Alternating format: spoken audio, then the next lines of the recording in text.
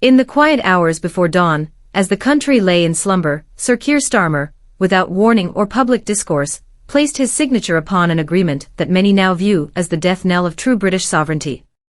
In a move executed with no press release, no parliamentary vote, and devoid of any public mandate, the Prime Minister authorised a wide-reaching new trade pact with the European Union, an act which critics have come to call the Brexit reset betrayal. The political and constitutional tremors it has unleashed are seismic, and growing by the hour. What took place was not a mere bureaucratic update, or a minor realignment of international trade terms.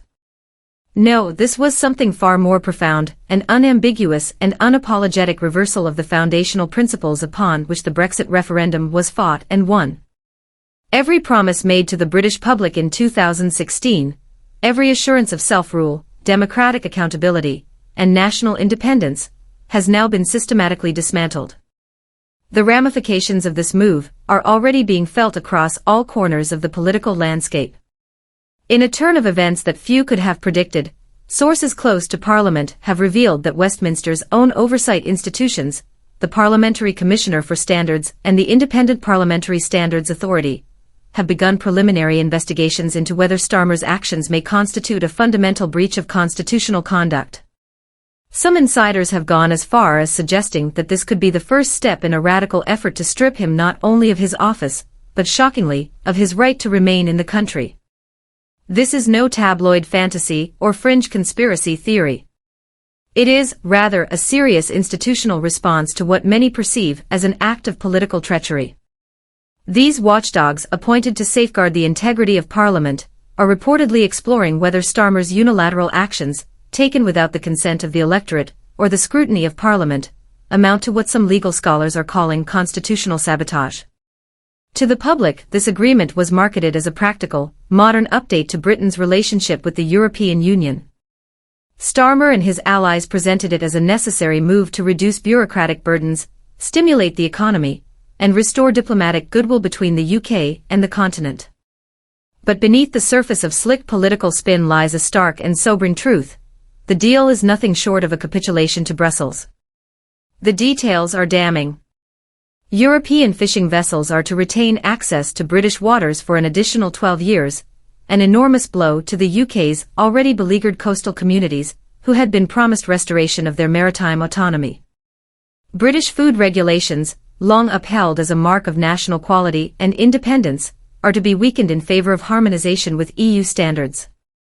This opens the floodgates to foreign produce, undermining British farmers and diminishing public confidence in the safety and origin of what ends up on their dinner plates. Perhaps most egregiously, the United Kingdom has now agreed to participate in a massive EU-led defence initiative, reportedly valued at over £120 billion. Under this arrangement, the UK will have neither voting rights nor veto powers, nor will the agreement be subject to parliamentary review or public oversight. In short, Britain has committed itself militarily and financially to a European framework over which it has no democratic control. And then there is the Youth Mobility Scheme, a program that critics have swiftly labelled Free Movement 2.0. The scheme reopens Britain's borders to young EU citizens without quotas, caps, or even a semblance of public discussion. The agreement was forged behind closed doors, and its implications are clear: a return to the same open migration policies that Brexit voters overwhelmingly rejected. This is not the restoration of sovereignty, it is the abandonment of it. This is not the return of pragmatic diplomacy, it is the resurrection of rule by external influence. But the storm is only beginning to gather. Internal leaks from Westminster suggest that several senior officials are preparing to launch formal investigations into whether the Prime Minister has violated his oath of office. The accusations are grave, acting against the national interest, misleading both Parliament and the general public, and unilaterally making decisions that alter the constitutional landscape of the country without democratic endorsement. And now, in a development as surreal as it is serious, the word deportation has entered the political lexicon, not as a rhetorical flourish but as a possible legal outcome. Some legal minds, working closely with parliamentary watchdogs, are reportedly exploring the possibility of stripping Starmer of his status on the grounds of having committed acts so antithetical to the national interest that he may no longer be fit to hold public office, or remain within its jurisdiction. To many, this sounds extreme. But within the halls of Westminster, the anger is not only palpable, it is volcanic. The mainstream press, rather predictably, has chosen to focus on the return of pet passports and the availability of continental sausages. They hail the agreement as a diplomatic success, neatly sidestepping the constitutional crisis it has triggered. But within Parliament itself, a very different picture is emerging, one of turmoil, rebellion, and deep institutional unease. Reports suggest that Starmer, behind closed doors, is enraged. He has allegedly referred to the oversight bodies as Brexit fanatics in disguise, accusing them of obstructing progress and attempting to derail his government's modernization agenda. There are whispers that he is even considering legislative action to limit the powers of these watchdogs, a stunning contradiction from a man who built his political identity on the principles of transparency and rule of law. The unrest does not end there. Discontent is rumbling within Labour's own ranks. Deputy Leader Angela Rayner is said to be quietly gauging support for a leadership challenge, spurred on by a mix of ideological opposition to the deal and growing fears that Labour's electoral base is crumbling beneath their feet. Chancellor Rachel Reeves, once hailed as a stabilizing force, is now under pressure, with Labour's economic policies being harshly criticised by traditional working-class supporters. As one disillusioned backbencher reportedly put it, Starmer hasn't just betrayed Brexit, he's betrayed Britain. Meanwhile, Nigel Farage's Reform UK party is capitalising on the chaos, riding a wave of populist momentum that has seen them eclipse Labour in several key, red-walled constituencies, regions that were once considered the bedrock of Labour support. Working-class voters who had placed their hopes in Brexit as a path to national renewal are now deserting Labour in droves. Starmer, for his part, continues to plead for understanding. He insists that the new trade arrangement will bring down food prices and improve collaboration with European allies. But many Britons remain unconvinced. To them, this is not cooperation, it is capitulation. It is not a trade deal, it is re-entry into the EU by stealth. The democratic institutions of the United Kingdom appear to be reaching a critical juncture. Legal scholars are scouring parliamentary procedure, hunting for clauses that might allow them to nullify the agreement on the basis of public deception. Others are calling for an emergency referendum, one not just on the contents of the deal, but on Starmer's very right to lead. Prime Minister Keir Starmer is now the subject of a serious investigation, not for minor errors of judgment or ordinary political missteps, but for something far more profound and consequential, undermining the democratic will of the people.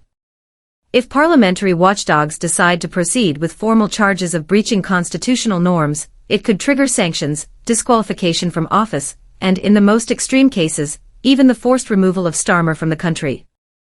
It may seem far-fetched, even inconceivable, but the political landscape has shifted dramatically.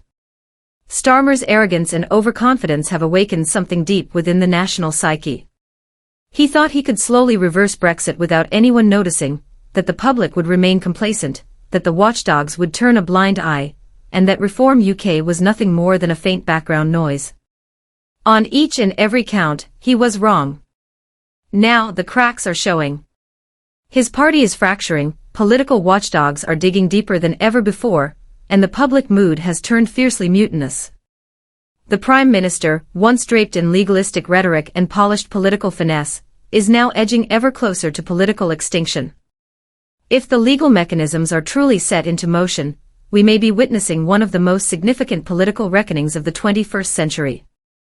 But Starmer's troubles are not confined to domestic affairs. This week, he found himself confronted with a moment that demanded clear moral leadership. Instead, he chose cowardice. When asked directly whether Israel's actions in Gaza constituted genocide, he refused to answer. On national television, with the world watching in real time as unspeakable horrors unfolded, the British Prime Minister opted for vague language instead of taking a principled stance. He could not bring himself to speak out on the matter. The United Nations, in a stark and unflinching statement, has issued a blunt warning about the crisis. Tom Fletcher, head of the UN's Humanitarian Office, accused Israel of deliberately imposing inhumane conditions on the Palestinian people. They have engineered a man-made starvation crisis by blocking essential aid for over 10 weeks. That's 10 weeks of suffering, 10 weeks of silence from Western powers, those who claim to be the self-proclaimed guardians of human rights and international justice. And when Starmer was directly confronted by Sky News' Beth Rigby, he could muster nothing more than empty platitudes, unacceptable, intolerable. That was his full response to what many experts now regard as an unfolding genocide. This is not about party politics or ideological differences, this is about the sanctity of human life. International law defines genocide as the intent to destroy, in whole or in part, a national, ethnic, racial, or religious group, whether through mass killings, inflicted harm, or conditions designed to bring about their destruction.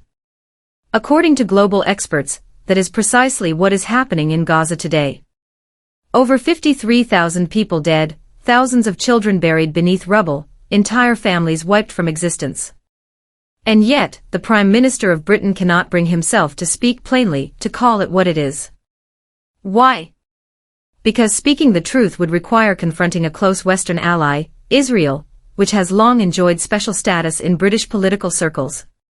Starmer has consistently shown that political alliances mean more to him than international law, human rights, or moral integrity.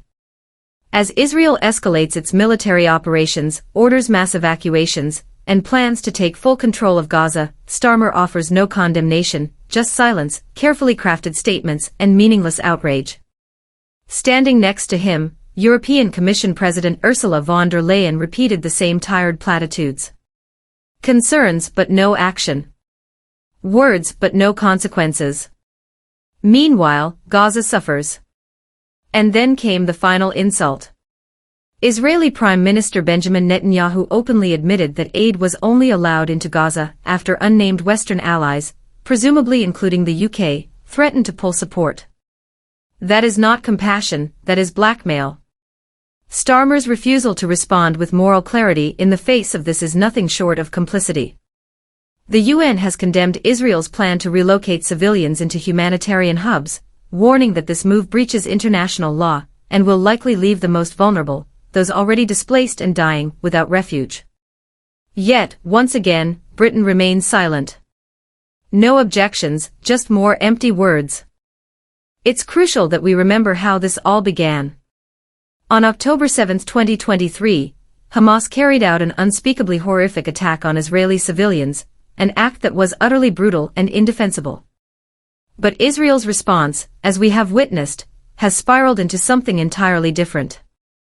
What was initially framed as an act of self-defense has now morphed into collective punishment, blockades on essential aid, and the mass slaughter of civilians. The United Nations is now asking the question, when does defense cross the line into atrocity?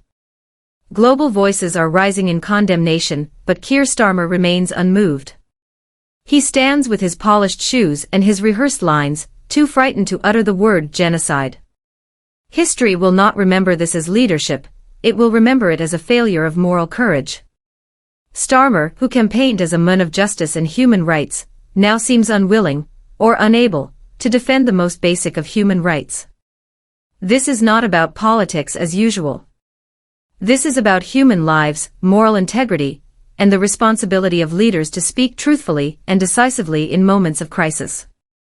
Either Starmer stands for humanity, or he stands for nothing. And at this moment, it seems he stands for nothing. The British people, the international community, and history itself will judge him for this.